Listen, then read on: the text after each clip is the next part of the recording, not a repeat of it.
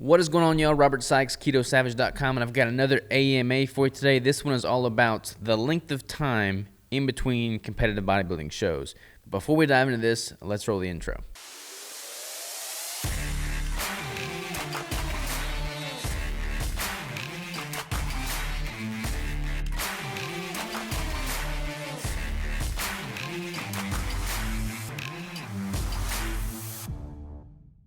And we're back. All right, this question is brought to us from Joe, and he asks, how do you stay focused on the task of a bodybuilding show when it's such a long spell between shows?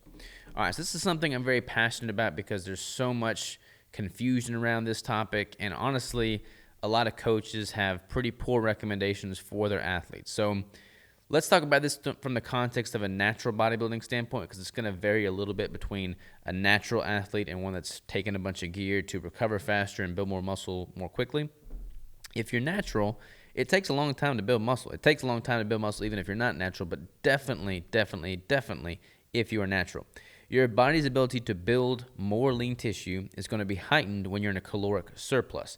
You're not going to be in a surplus when you're in a deficit, obviously, by definition.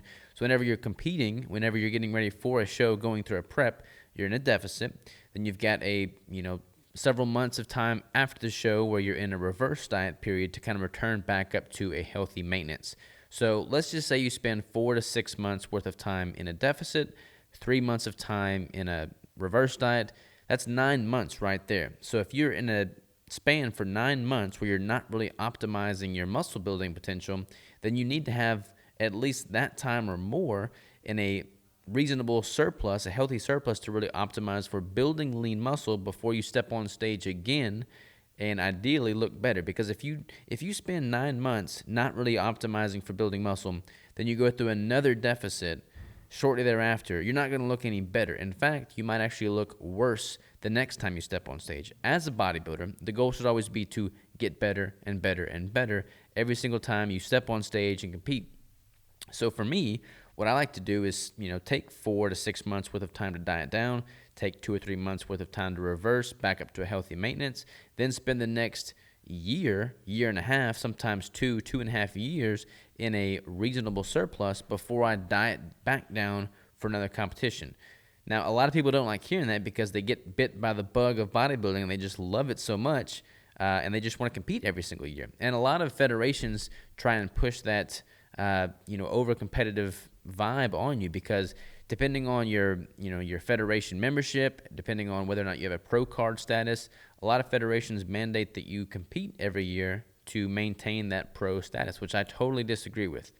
I think federations should be able to allow their competitors to take as much time, or at least a reasonable 3 years off between shows, without having to risk losing their pro status.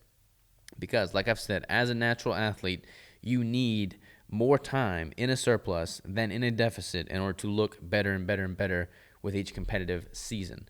So a good rule of thumb is to have like a 3-to-1 ratio between cutting period and building period. If you're in a deficit for 3 months, then you need to be in a surplus for 9 months, so to speak. So having a 3-to-1 ratio at least is a good rule of thumb. I typically tease that out a little bit longer.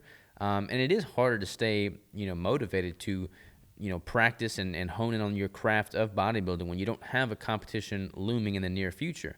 However, when I recognize that, look, I'm going to look better because I am playing the long game, I am giving myself more time in this building, in this surplus phase, so that I do legitimately look better the next time I step on stage, that helps put my mind at ease, knowing that I'm doing the right thing and there's a purpose and an intention behind it.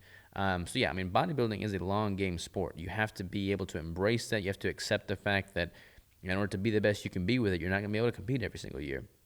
Now, quick little caveat there. If you're a very, early on in the sport, if you're a newbie and you're getting all those newbie gains, you can probably, stretch it out or not stretch it out quite as much, because your body's going to be pretty responsive in a shorter period of time.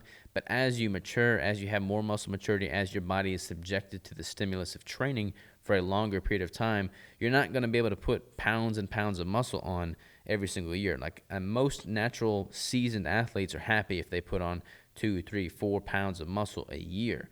So to be able to do that for a couple years before stepping back on stage, makes a big difference. So great question, Joe. Thanks for throwing that out there. You requested some chocolate peanut butter cup bricks, so I've got some of those headed your way.